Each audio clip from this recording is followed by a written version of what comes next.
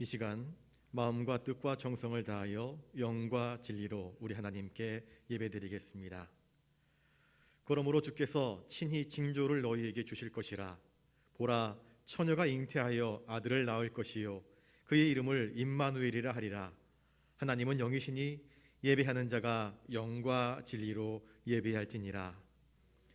이 땅의 구원자로 오시는 우리 구주 예수님의 강림을 기다리며 저희들이 대림절 마지막 주일 예배를 드립니다. 성탄절이 가까이 다가올수록 하나님을 향한 우리의 믿음과 소망과 사랑이 더욱 깊어지게 하여 주시옵소서. 은혜를 사모하며 주님만을 바라보고 있는 저희들을 기억하시고 오늘도 예비하신 말씀과 은혜로 충만하게 채워 주시옵소서. 성삼위 하나님께 온전히 찬송과 영광을 올려드리오며 죄인들을 구원하시기 위하여 이 땅에 오신 우리 구주 예수님의 이름으로 기원하옵나이다. 아멘.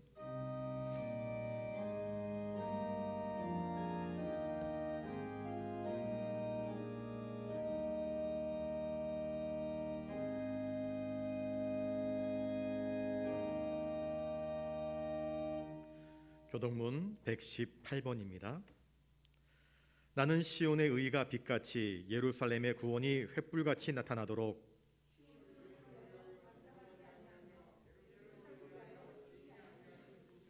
이방 나라들이 내 공의를 뭇 왕이 다 내 영광을 볼 것이요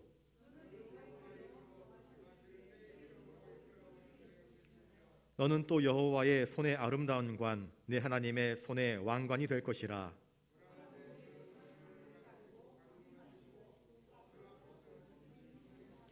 불이 섭을 사르며 불이 물을 끓임 같게 하사 주의 원수들이 주의 이름을 알게 하시며 이방 나라들로 주 앞에서 떨게 하옵소서.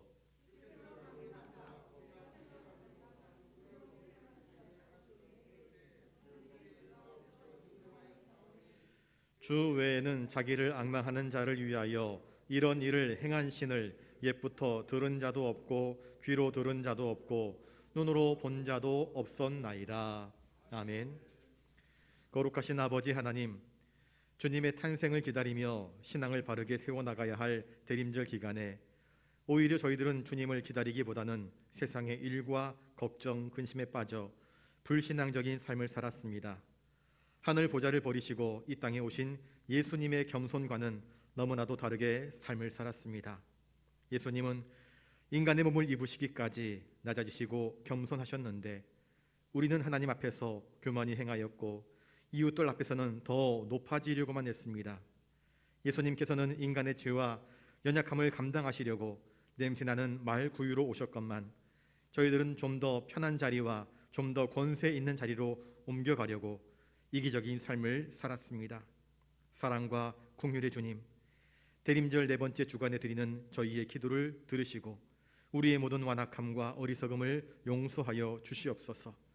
자기 사람들을 사랑하시되 끝까지 사랑하여 주시는 존귀하신 예수님의 이름으로 이 고백의 기도를 드리옵나이다. 아멘. 이제 하나님과 나만이 알고 있는 죄를 놓고 침묵 가운데에서 참회의 기도를 계속 드리겠습니다.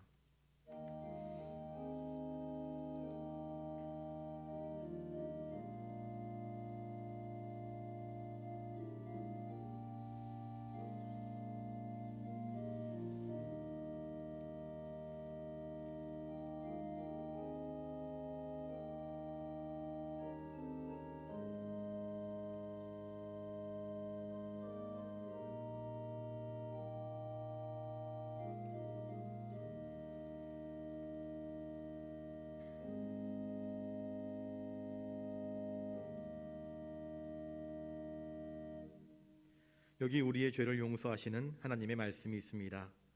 내가 듣고 마음이 부드러워져서 여호와 앞 곧 내 앞에서 겸비하여 옷을 찢고 통곡하였으므로 나도 내 말을 들었노라. 여호와가 말하였느니라. 아멘.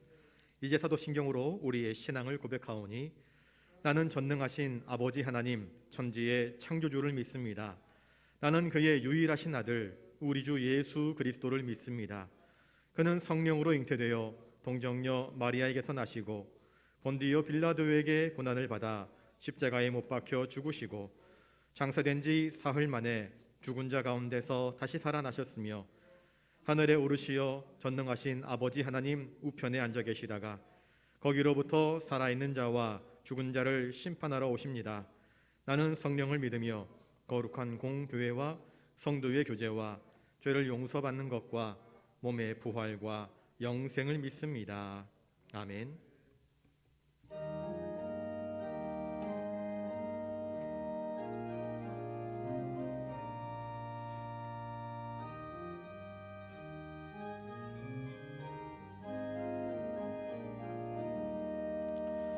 사랑의 하나님 이곳에 계시니 주 영광이 성전에 가득히 넘치네. 거룩한 주님 앞에 죄인 된 우리들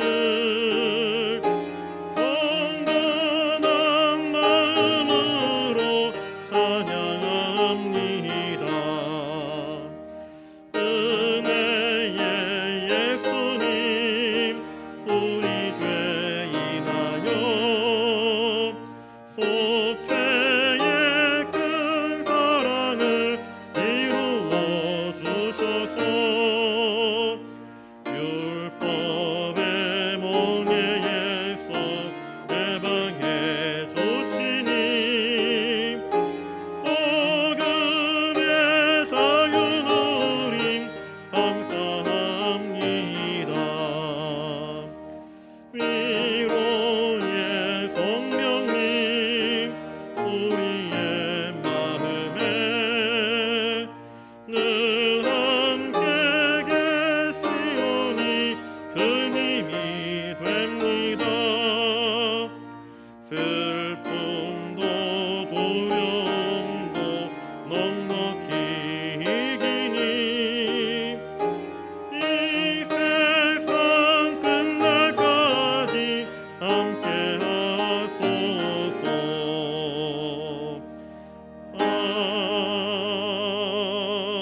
아멘.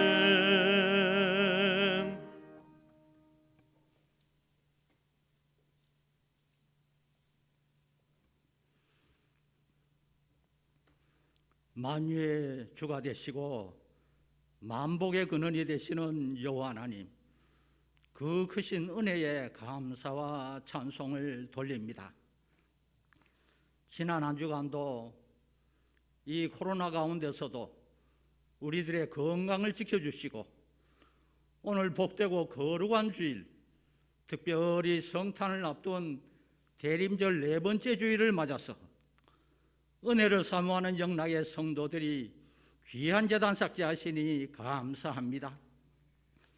이 예배를 통해서 주님 영광 받으시고 이 시간 온라인으로 예배드리는 모든 성도들에게는 은혜가 충만한 한 시간 되게 하여 주시옵소서.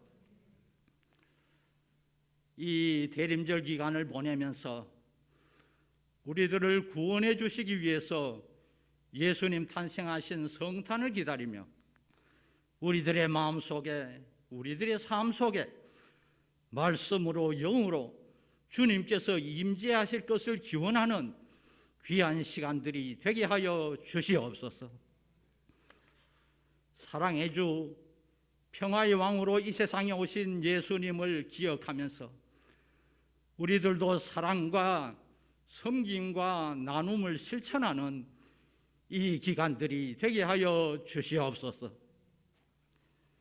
장차 영광의 주님으로 소망의 빛으로 이 세상에 다시 오실 예수님을 기다리면서 항상 신실한 믿음으로 그날을 예비하고 예비하는 우리 모두가 되게 하여 주시옵소서.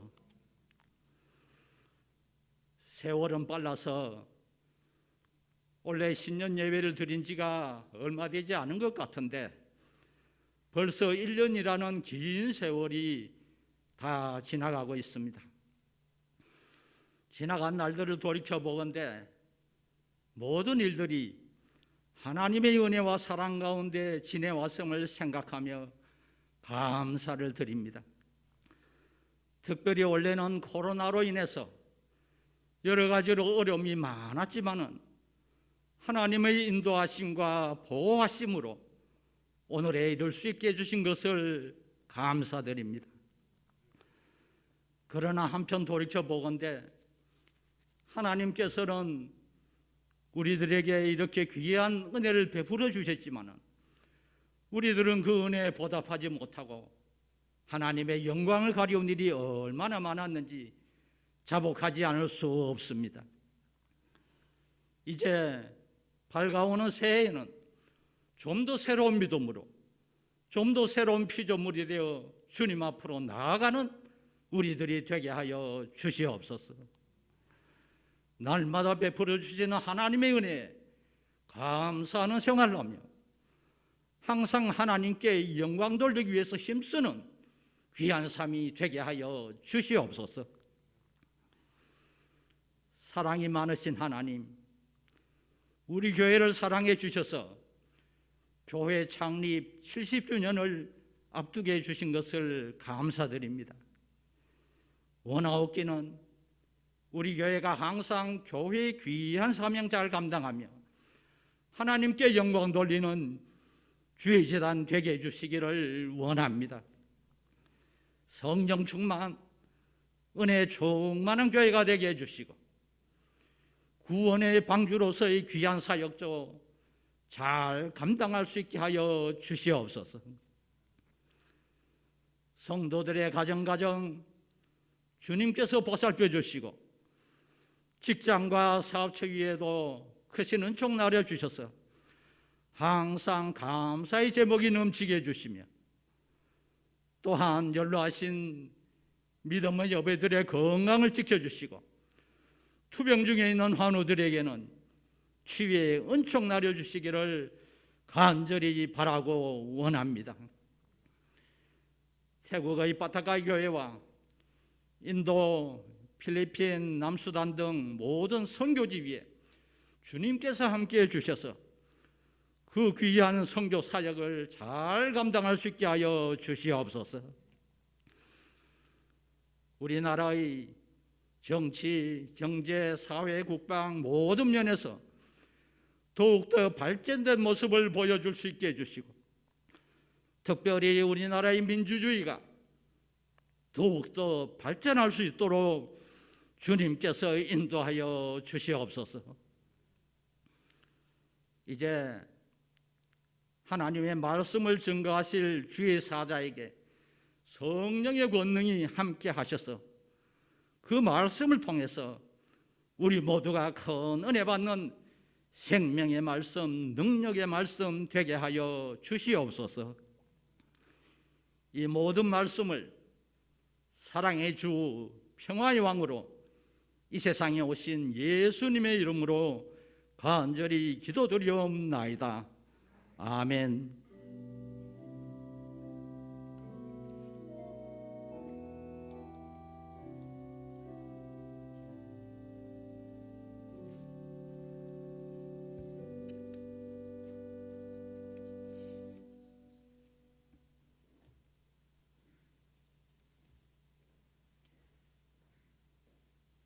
이 시간 하나님께서 우리에게 주시는 말씀은 누가복음 1장 26절부터 33절까지 말씀입니다. 신약성경 86면에 있습니다. 말씀을 제가 받들어 읽을 때에 하나님의 귀한 음성을 들으실 수 있기 바랍니다. 여섯째 달에 천사 가브리엘이 하나님의 보내심을 받아 갈릴리 나사렛이란 동네에 가서 다윗의 자손 요셉이라 하는 사람과 약혼한 처녀에게 이르니 그 처녀의 이름은 마리아라. 그에게 들어가 이르되 은혜를 받은 자여 평안할지어다. 주께서 너와 함께 하시도다 하니 처녀가 그 말을 듣고 놀라 이런 인사가 어찌함인가 생각하매 천사가 이르되 마리아여 무서워하지 말라. 내가 하나님께 은혜를 입었느니라. 보라 내가 잉태하여 아들을 낳으리니 그 이름을 예수라 하라. 그가 큰 자가 되고 지극히 높으신 이의 아들이라 일컬어질 것이요 주 하나님께서 그 조상 다윗의 왕위를 그에게 주시리니 영원히 야곱의 집을 왕으로 다스리실 것이며 그 나라가 무궁하리라. 아멘.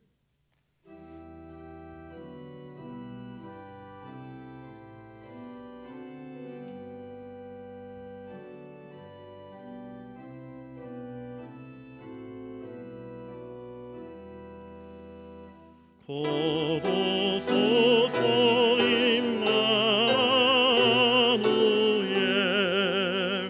오구하소서 이스라엘 그포로 생활 고달파 메시아 기다립니다.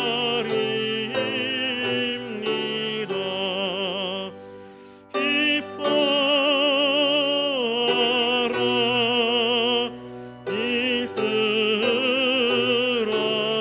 이스라엘 곧 오시리 오 임마누엘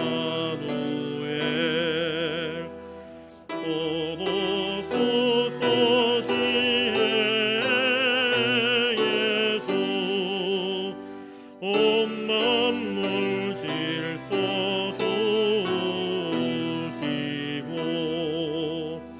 참 진리의 길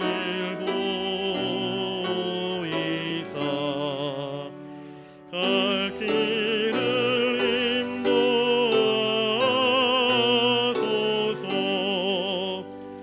기뻐하라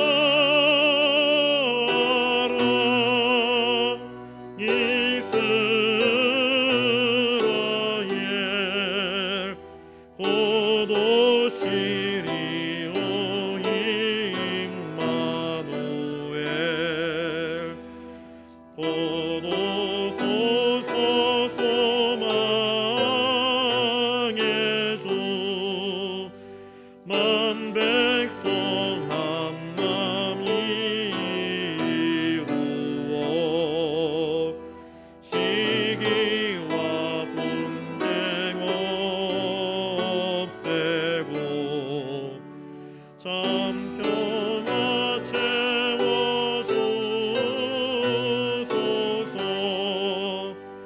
기뻐하라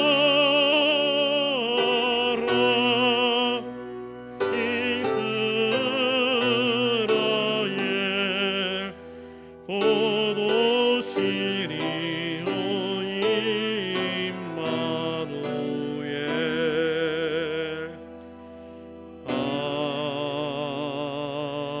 아멘.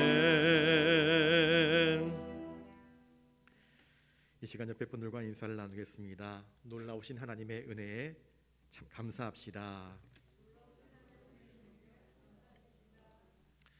우리에게 독생 성자 예수 그리스도를 보내주신 하나님의 놀라우신 사랑, 또 우리를 위해서 친히 대속의 십자가를 지신 그 주님의 놀라우신 그 은혜를 우리는 기억하며 감사하고 찬양하게 되겠습니다. 우리 26절 말씀을 한번 같이 읽어보겠습니다. 26절입니다. 시작. 여섯째 달에 천사 가브리엘이 하나님의 보내심을 받아 갈릴리 나사렛이란 동네에 가서, 세례 요한의 어머니 엘리사벳이 세례 요한을 잉태한 지 6개월쯤 되었습니다. 그러던 어느 날 사가랴에게 세례 요한의 출생을 예고했던 그 천사 가브리엘이 이제는 갈릴리 지방 나사렛 동네에 이르게 되었습니다. 천사 가브리엘이 하나님의 보내심을 받아 간 곳은 어디였습니까? 예루살렘이 아니었습니다. 당시 예루살렘은 모든 정치, 교육, 종교의 중심지였습니다. 사람이 나면 말은 제주도로 보내고 사람은 서울로 보내라 라는 말이 있지 않습니까? 그런데 예수님은 종교 중심지였던, 모든 사람의 삶의 중심지였던 예루살렘으로 오지 않습니다. 또 천사가 보내심을 받은 곳 역시 마찬가지였습니다. 예루살렘이 아니었습니다. 산간벽지 초라한 나사렛으로 천사는 보내심을 받았습니다. 그 갈릴리는 정치적인 약자들, 그러니까 정치적으로 소외당한 사람들, 가난한 어부들, 중심지에서 살다가 파산한 사람들, 그래서 갈 곳을 잃어버린 사람들이 겨우겨우 찾아서 쉘터를 얻었던 곳이 바로 이 갈릴리였습니다. 그곳의 사람들의 직업은 가난한 사람들, 막노동자, 어부, 아니면 대부분이 직업 없이 하루하루 어떻게 일당을 얻어먹기 위해서 날품을 팔던 그런 사람들이었습니다. 그런데 주님께서는 당신의 활동 무대를 예루살렘으로 잡은 것이 아니라 바로 이 갈릴리 지역으로 잡으시게 됩니다. 천사가 보내신 받은 곳도 역시 마찬가지로 이 갈릴리 지역이었습니다. 이것은 우리에게 여러 가지 의미를 나타내고 있습니다. 주님은 부유한 자들, 똑똑한 자들, 지혜로운 자들, 잘난 척하는 자들을 통해서 역사하시는 것이 아니라 오히려 세상이 외면하고 버림받은 사람들을 찾아가시고 그들을 위로하시기를 기뻐하시는 것을 살펴볼 수 있습니다. 그러나 장차 이 갈릴리 지역은 주님께서 사역하셨음에도 불구하고 주님으로부터 책망을 받게 됩니다. 누가복음 10장 13절에 보시면 그들이 얼마나 주님을 배척했는지, 주님은 화 있을진저 고라시나 화 있을진저 베세다야 너희에게 행한 모든 권능을 두로와 시돈에서 행하였더라면 그들이 벌써 베옷을 입고 제에 앉아 회개하였으리라 라고 주님은 말씀하셨습니다.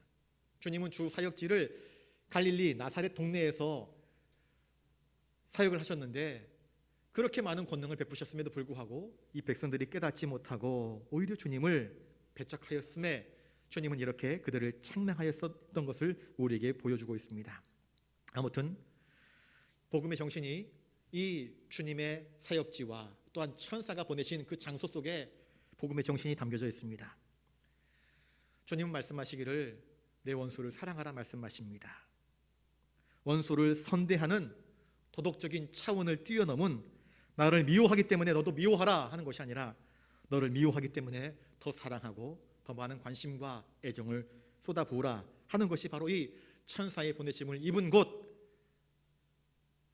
나사렛이라고 하는 동네에 숨겨진 하나님의 뜻임을 우리는 살펴볼 수 있습니다. 주님은 근본적으로 섬김받기 위해서 오신 분이 아니지 않습니까? 오히려 사랑하기 위해서 오셨고 추앙받기 위해서 오신 것이 아니라 우리를 섬기기 위해서 오신 것입니다. 하다못해 나다나엘이 메시아를 보았다 하는 이야기를 들었을 때에 나사렛에서 어떻게 선한 것이 나올 수 있느냐라고 할 만큼 나사렛은 천한 곳이었습니다. 종교적으로나 학문적으로나 명성 있는 자가 단 한 번도 나오지 못했던 그러한 총구석이었습니다. 그런데 주님은 그곳의 출신이십니다. 도덕적으로나 종교적으로나 선한 인물이 나올 수 없는 그곳을 우리 하나님은 헤아리시는 것입니다. 관심을 두시는 것입니다. 인간의 생각은 하나님의 섭리, 하나님의 계획, 하나님의 구원을 다 품지 못합니다. 하나님의 구원 계획은 인간의 상상력, 인간의 지성을 초월하는 것입니다.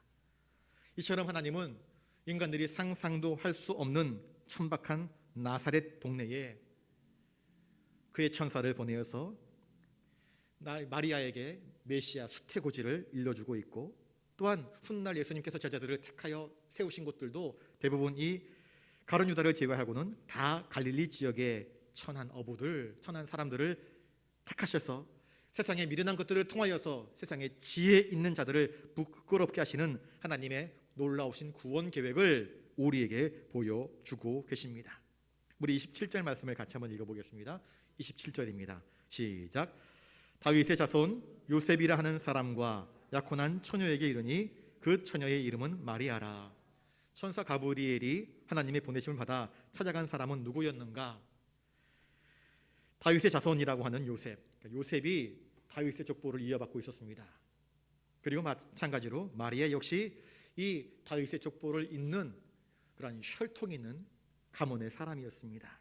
그들 모두가 다윗의 직계 자손의 혈통이었던 것입니다. 그런데 당시 마리아는 결혼하기로 약속한 약혼한 처녀의 몸이었습니다. 이미 다른 남자와 혼인하기로 약정되어 있습니다. 그러면 당시의 풍습에 의하면 혼인하기로 한 그 처녀는 1년 동안 같은 또래의 여자친구들과 함께 자신의 정결함을 지키기 위해서 자신을 잘 단속하고 신부 수업을 하는 과정 중에 있어야 합니다.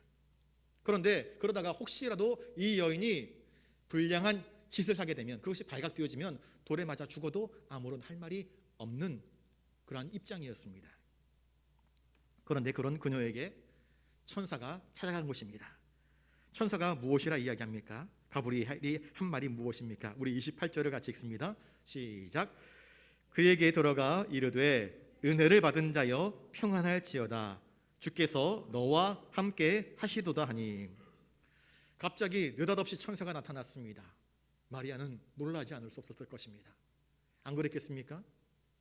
처녀로서 자기의 정숙함을 지키기 위해서 신부 수업을 열심히 하고 있던 이 마리아에게 천사가 느닷없이 나타난 것입니다. 그리고 하는 말이 무엇입니까? 너는 은혜를 받은 자라, 그렇게 이야기를 합니다. 하나님께서 너를 예수 그리스도, 이스라엘 백성들이 대망해 왔던 메시아의 어머니로 삼고자 한다 하는 말씀을 하십니다. 그리고 주께서 너와 함께 계신다, 그렇게 말씀을 합니다. 이 말을 마리아는 어떻게 받아들이면 좋을까요?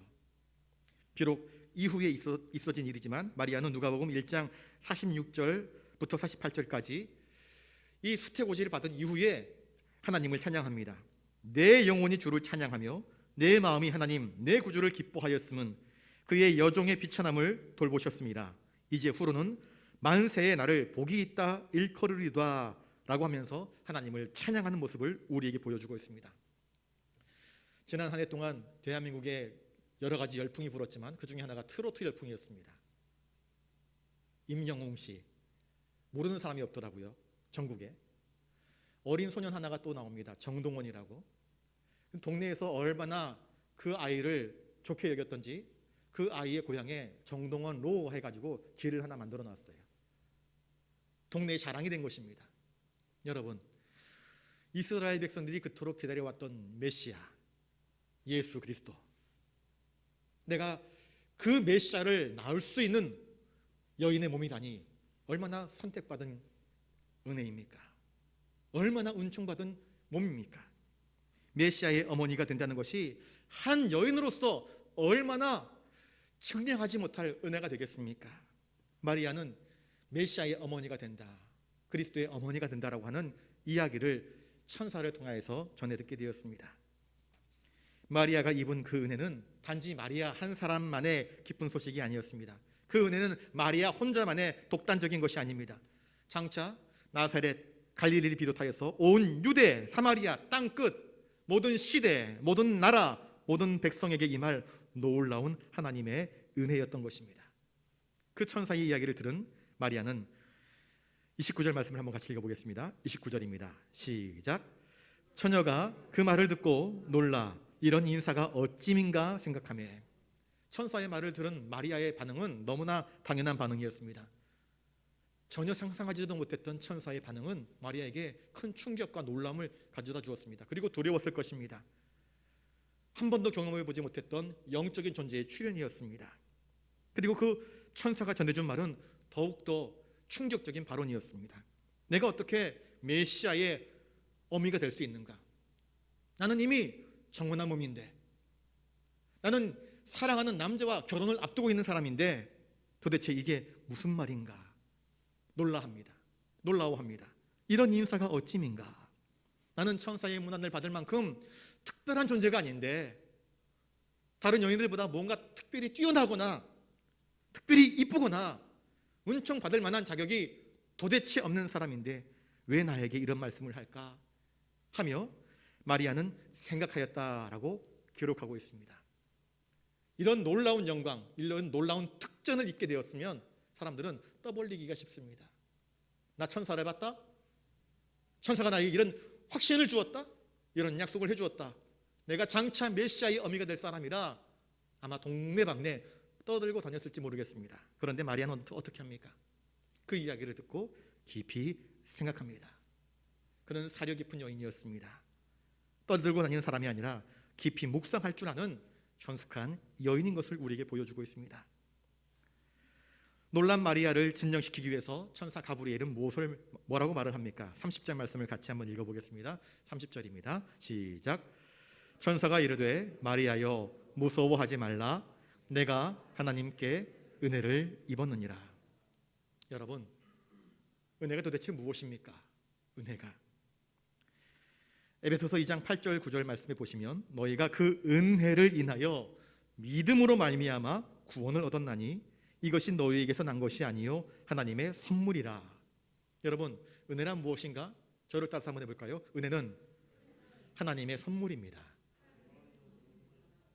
우리가 상상치 못했던, 우리가 기대치 못했던 하나님의 놀라운 구원의 선물, 그게 바로 은혜입니다. 그래서 이는 누구든지 자랑치 못하게 하려 함이라 성경은 말씀을 하고 있습니다. 어떤 사람이 밖에 나가서 하루 종일 일을 합니다. 8시간, 10시간 일을 합니다. 그래서 보수를 받으면 그걸 뭐라고 합니까? 일당이라고 이야기합니다. 열심히 수고한 것에 대한 대가입니다. 일당입니다. 어떤 사람이 대회에 나가서 경쟁 상대와 실력을 겨뤄서 열심히 해가지고는 승승장구해서 우승하면 그거 받는 것이 메달이라고 합니다. 메달, 금메달, 은메달, 동메달. 어떤 사람이 오랜 기간 동안 특정한 일에 대해서 봉사를 했거나 또한 귀한 일을 성취한 것을 인정받아서 받는 것을 상이라 이야기합니다. 상. 내가 상 받았다. 자랑스러워합니다.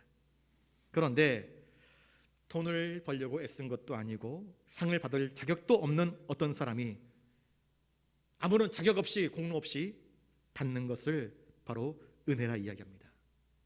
내 공로, 내 수고, 어떤 대가로서 주어지는 것이 아니라 하나님의 일방적인 은총으로서 주어지는 구원이라는 이 은총이 바로 하나님의 은혜인 것입니다. 여러분, 저와 여러분들의 삶은 하나님의 은혜 아래에 있음을 믿으실 수 있기를 바랍니다. 어떤 한 기독교 작가가 쓴 글을 잠깐 여러분들에게 알려드리겠습니다. 그분이 쓴 책입니다. 내가 아직 청년이었을 때에 나는 친구의 집에서 그 친구와 함께 보낸 적이 있었다. 나는 그 집에 처음 갔었고 그 친구는 나에게 응접실 건너편에 있는 방은 절대로 출입하지 말라. 거기는 출입 금지 팻말이 붙어있기 때문에 그쪽으로는 절대로 가지 말라 주의를 주었습니다. 아무도 그 방에는 들어갈 수 없다는 그의 말을 듣고 이 사람은 그 방에 관심을 두지 않았습니다. 그러던 어느 날 밤중에 이 사람이 잠에서 깨어났는데 그때 출입 금지 팻말이 붙어있는 그 방에서 인기척이 납니다. 그리고 내 방문을 살짝 열어서 도대체 왜 소리가 나지? 궁금해서 쳐다보았더니 그 방문이 살짝 열려 있었습니다. 그리고 침대 위에 한 어린 소년이 누워 있었습니다. 그런데 그 소년이 정신질환으로 말미암아 소리를 지르고 고함을 지르고 던지고 부시고 있었던 것입니다. 그런데 그 소년의 누운 침대 앞에 자기 친구의 어머니가 무릎을 꿇고 그 침대에 누워있는 소년을 머리를 쓰다듬고 있습니다. 이 작가는 그때 흐느끼면서 정신 이상인 자기 아들에게 속삭이던 그 어머니의 말을 결코 잊을 수 없었습니다. 그 어머니의 말입니다. 아들아, 나는 너를 세상에 태어나게 했고 너에게 생명을 주었다. 나는 너에게 먹을 것도 주며 너의 모든 것을 사랑하고 지켜주고 있단다. 그런데 너는 그것을 알지 못하는구나. 어머니의 아픔, 어머니의 고민은 사랑이 없기 때문이 아니라 내가 아들을 이렇게 사랑하는데도 불구하고 아들이 그것을 알지 못하고 깨닫지 못하는 것에 대한 아픔이었던 것입니다. 모든 것을 아낌없이 주었으나 사랑하는 아들은 아무것도 깨닫지 못하고 힘들어하고 고통 중에 있는 그 모습을 바라보면서 일방적인 사랑의 고통을 그 어머니는 겪고 있는 것이었습니다. 이스라엘 백성을 향하신 하나님의 고민, 마찬가지로 이러한 사랑의 고민이었을 것입니다. 이스라엘은 하나님과 언약 관계에 맺은 언약 백성이었습니다. 그 언약대로 순종했다고 한다면 그들은 참 복 있는 삶을 살았을 것입니다. 그런데 그 언약을 그들은 깨뜨려 버렸습니다. 우상 숭배하였고 음란함과 추악함으로 죄를 짓고 말았습니다. 죄로 얼룩진 이스라엘이 온전할 수 있겠습니까? 정신 나간 그 아이처럼 그들은 타강을 했습니다. 그런데 하나님은 이들을 향해서 여전히 손 내밀고 계십니다. 정신을 잃어버린 아이가 발광을 하면서 던지고 깨뜨림에도 불구하고 어머니가 그 침상머리밭에서 아들아, 내가 너희를 이렇게 사랑하는데 너는 내 사랑을 알지 못하는구나 하시는 것처럼 하나님은 여전히 우리를 사랑하신다 하는 것입니다. 여러분, 우리는 정말로 하나님이 우리를 사랑하시는 것 때문에 아파하시고 고민하시는 것을 들어보신 적이 있으십니까? 하나님의 사랑의 장탄식을 느껴보신 적이 있으십니까? 우리가 깨닫지 못하고 있을 때에도 하나님의 은혜는 끊임없이 우리를 위해 쏟아 부어지고 있음을 기억하실 수 있기를 바랍니다. 31절 말씀을 읽습니다. 보라, 내가 잉태하여 아들을 낳으리니 그 이름을 예수라 하라. 천사 가브리엘이 전한 수태고지에는 어떤 의미가 있을까요? 내가 잉태하여서 아들을 낳을 것이라. 지금 정혼한 가운데 있는데, 약혼한 가운데 있는데 요셉의 아이가 아닌 다른 아이를 내가 갖게 된다니, 마리아로서는 전혀 상상해본 적도 없고 상상할 수도 없는 경이로운 이야기를 마리아가 전달받습니다. 천사가 한 이야기 속에 네가 아들을 낳을 것이다. 그런데 그 이름을 예수라 하라. 아들의 이름도 내가 짓고 싶은 대로 짓는 것이 아니라 예수라 하라. 그 예수라고 하는 이름의 뜻이 무엇입니까? 자기 백성들을 그들의 죄에서 구원할 자. 마태복음 1장 21절에 예수님의 이름의 뜻을 그렇게 이야기하고 있습니다. 곧 자기 백성을 이 모든 죄에서 구원할 메시아라 하는 뜻이 예수라고 하는 이름 속에 담겨져 있는 것입니다. 여러분, 예수 그리스도 메시아의 탄생은 자연 법칙을 초월한 탄생이었습니다. 성령으로 잉태된 것이었습니다. 신적인 방법으로 이루어진 사건입니다. 그 이름조차도 하나님께서 친히 지어주신 특별한 이름입니다. 저를 따라서 한번 해보겠습니다. 구원 사건은 인간이 개입할 수 없는 하나님의 주권에 속한 일입니다. 여러분, 마리아의 동정녀 성령으로 말미암아 예수를 잉태하게 된 이 모든 사건 가운데에는 인간의 어떤 공로, 인간의 어떤 수고가 전혀 담겨져 있지 않습니다. 하나님의 일방적인 특별한 은총과 은혜가 바로 이 마리아의 순종을 통하여서 우리에게 이루어진 것임을 성경은 이야기해 주고 있습니다. 하나님의 이 주권적인 섭리가 천사 가브리엘에 의하여서 마리아에게 전달되고 있는 과정이 오늘 본문에 나타나 있습니다. 32절 말씀을 읽겠습니다. 32절입니다. 시작. 그가 큰 자가 되고 지극히 높으신 이의 아들이라 일컬어질 것이요 주 하나님께서 그 조상 다윗의 왕위를 그에게 주시리니. 그가 큰 자가 된다. 이 말은 무슨 뜻일까요? 큰 자란 하나님 앞에서 큰 자입니다. 모든 나라 가운데에서 영원토록 위대한 자라, 그렇게 말씀하고 있습니다. 예수님은 근본적으로 하나님의 본체이십니다. 그러나 스스로 높아지기보다는 스스로 낮아지시는 것을 택하였습니다. 우리와 똑같은 몸을 입고 오셨고 십자가의 대속으로 말미암아 참 겸손과 순종함으로 하나님을 높이셨습니다. 그리할 때에 하나님께서 그를 지극히 높여 모든 이름 위에 뛰어난 이름을 주셨습니다. 지극히 높으신 이의 아들이라 일컬어질 것이요 라고 말씀을 하고 있는데, 이것은 과연 또한 무슨 의미일까요? 구약 성경에는요, 지극히 높으신 이라 하는 것은 오직 하나님께만 칭할 수 있는 칭호였습니다. 그런데 우리 구주 예수님께 지극히 높으신 이의 아들이라 라는 말을 하고 있습니다.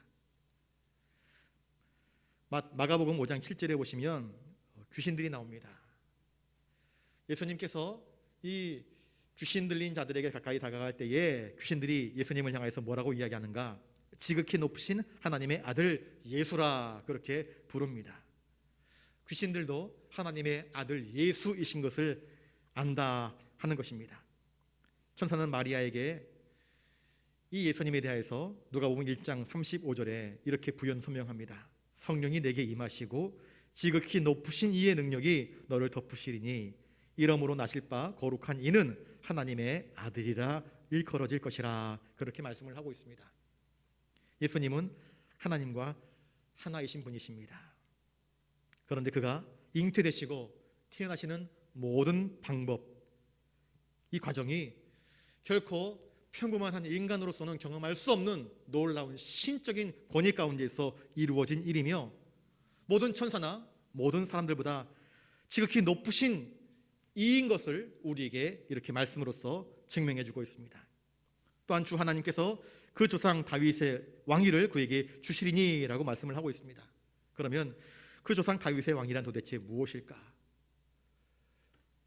성경의 과거로 쭉 거슬러 올라가게 되면 하나님은 다윗과 언약을 맺습니다.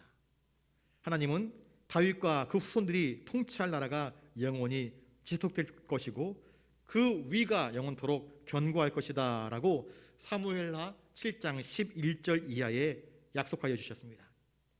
하나님은 아브라함에게는 너의 씨로 말미암아, 또한 선지자 중 한 사람이었던 모세에게는 선지자로서, 왕인 다윗에게는 왕으로 나타날 이 후사에 대해서 약속해 주었던 것입니다. 그리고 그 언약이 이제 마리아를 통하여서 이제 이루어지게 됨을 말씀해 주고 있습니다. 마태복음 1장 그리고 누가복음 3장에 보시면 예수님의 족보 이야기가 나옵니다. 예수님의 족보를 쭉 따라 올라가다 보면 예수님께서 바로 다윗의 후손 왕가의 혈통을 진심분심을 우리는 살펴볼 수 있습니다. 하나님은 이 모든 언약들이 결코 사사로 이루어지는 것이 아니라 하나님의 공적인 언약 가운데에서 확실하게 이루어지는 모습을 우리에게 보여주고 계시는 것입니다. 하나님은 당신의 아들 예수 그리스도를 유대인의 왕으로 보내시고 또한 인자로 우리 가운데 보내십니다. 유대인의 왕으로서 메시아는 선민에 대한 하나님의 특별하신 그 약속을 이루시는 것을 우리에게 보여주고 있고, 인자로서 우리에게 오시는 메시아는 모든 사람들의 죄에 대한 중보자로서 대제사장으로서의 그 사역을 감당하는 모습을 우리에게 보여주고 계십니다. 33절 말씀을 같이 한번 읽어보겠습니다. 33절입니다. 시작. 영원히 야곱의 집을 왕으로 다스리실 것이며 그 나라가 무궁하리라. 33절에서 말하는 주님의 통치와 다스림이란 과연 무엇일까? 야곱의 집은 하나님께서 택하신 신령한 영적인 백성들, 하나님의 사랑을 입은 백성들을 이야기하고 있습니다. 그의 나라는 그리스도께서 통치하실 영적인 나라, 영적인 백성들을 이야기합니다. 예수님께서 이스라엘 백성들에게 오셨을 그 당시 이스라엘 백성들은 로마의 압제하에서 암울한 시기를 보냈습니다. 민족적으로, 종교적으로 그들은 그 어디에도 의지할 것이 없었습니다. 희망이 없는 인생을 살았던 그러한 상황이었습니다. 그런 상황 가운데 느닷없이 나타난 천사의 메시지는 마리아에게 엄청난 충격과 또한 확신을 주었던 것입니다. 그가 야곱의 집을 왕으로 다스리실 것이며 그의 나라가 무궁할 것이다 말씀하시는 것입니다. 세상에 어떤 왕조를 보십시오. 신라의 역사, 조선 왕조의 역사, 길면 1000년 또 500년 도읍지를 정하고 역사를 이어갔습니다. 그런데 그 왕권들이 다 어떻게 되었습니까? 찬란했던 징기스칸, 그 유명했던 나폴레옹, 더 길고 길었던 로마의 문화들이 어떻게 되었습니까? 지금은 역사의 유적으로밖에 남지 않습니다. 그 모든 왕권들은 그 대가 다 끊어졌고 그 역사는 흔적으로만 남아있을 뿐입니다.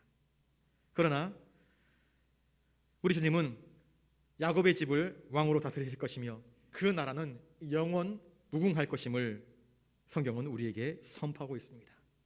여러분, 우리 주님께서 다스리시는 나라는 세상 나라가 아니라 영적인 나라입니다.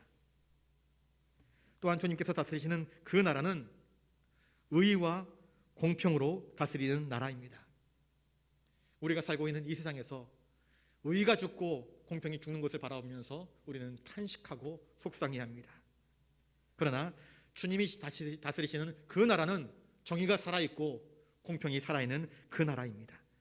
성령 안에서 의와 평강과 희락을 누릴 수 있는 참으로 복된 나라입니다.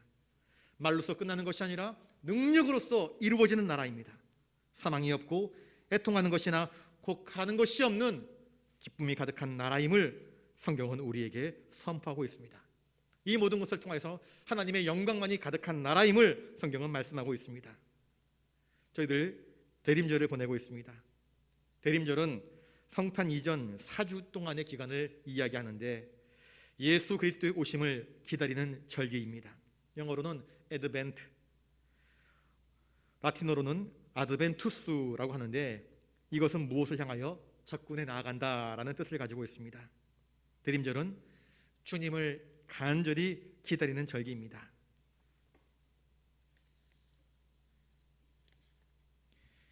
대림절은 예수께서 육신을 입고 이 땅에 오신 것을 밝히 전하는 기간입니다. 우리를 위해서 성육신하신 예수를 기쁨과 간절함으로 우리 안에 모시고자 그 옛날 이스라엘 백성들이 메시아를 대망했던 그 심정으로 영접하는 기간입니다. 또한 오실 그 예수님을 온전히 맞기 위해 각자 기도하며 순종함으로 말씀으로 통하여서 자신을 돌아보는 기간이기도 합니다. 또한 다시 오실 재림의 주님을 기다리며 준비하는 기간입니다. 이미 우리에게 오신 주님, 그리고 우리를 구원하시기 위해서 주님이 행하신 그 놀라운 십자가의 은혜와 사랑을 사모하며 바라기는 기쁨과 감사함으로 인생을 살아갈 수 있기를 바랍니다. 주님께서 약속하신 대로 이제 다시 오실 주님을 우리는 대망하며 먼저 주님의 나라와 그의 의를 구하는 삶을 살아야 합니다. 그래서 오늘도 믿음 안에서 사랑과 선행으로 하나님께서 기뻐하시는 삶을 살아가는 우리 모두가 되기를 주님의 이름으로 축복합니다. 기도하겠습니다. 거룩하신 주님, 대림절 네 번째 주일을 맞이하면서 주님의 놀라운 은혜와 그 약속들의 의미를 말씀을 통하여서 되돌아보았습니다. 주님, 대림절 절기를 보내고 있는 우리들의 마음을 다시 정결함으로 씻어주시옵시고 주님으로 채워주시옵소서. 주님이 이 대림절 절기의 주인공이 되어주시옵소서. 그리고 우리에게 말씀을 통하여서 확신과 믿음을 더하여 주시옵소서. 오늘도 주님만 의지하옵고 존귀하신 예수님 이름으로 기도드리옵나이다. 아멘.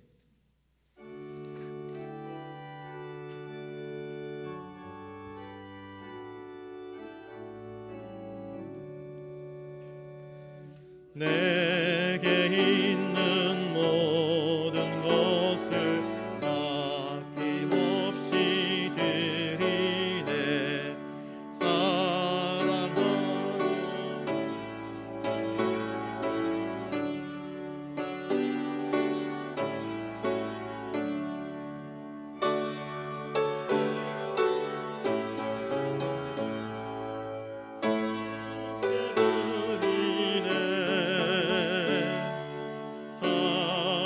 사랑하는 구주 앞에 모두 드리네.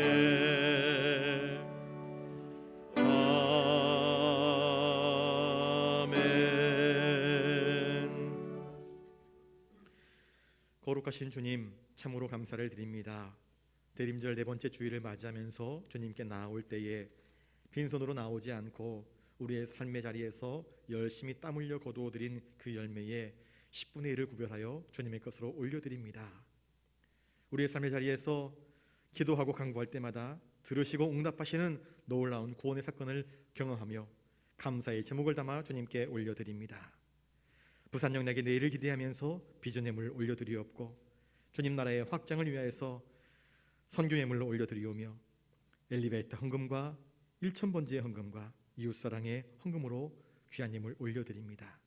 그 외에 다양한 제목들로 올려드리옵나니 한 사람 한 사람 드린 그 정성 주님께서 기억하여 주시옵시고 붙드셔서 이들을 통하여서 주님의 나라가, 주님의 의가, 주님의 영광이 더 확연히 드러날 수 있도록 주님 인도하여 주시옵시고 드려진 이 예물들이 오직 주님께 영광 돌려지는데 사용되게 하여 주시옵소서.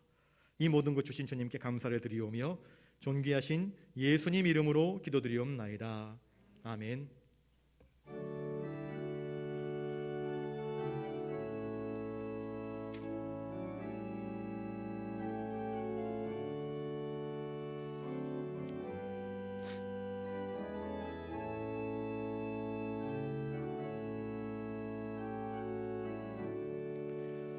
내 평생 살아온 길 뒤를 돌아보니 걸음마다 저음마다 모두 죄뿐입니다. 우리 죄를 사하신 주의 은혜 크시니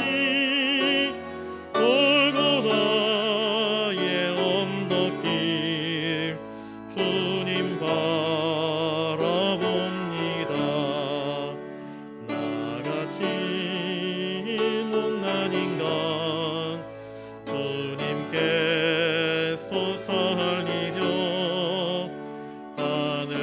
하늘나라 영광 보좌 모두 버리시옵네. 낮고 낮은 세상에 사람 형상 입으신 하나님의 큰 사랑 어디에다 견주리. 예수님 나의 주님 사랑의 주 하나님 이제 나는 예수님만 높이면서 살겠네. 나의 남은 인생을 주와 동행하면서 주님 사랑 전하며 말씀 따라 살겠네.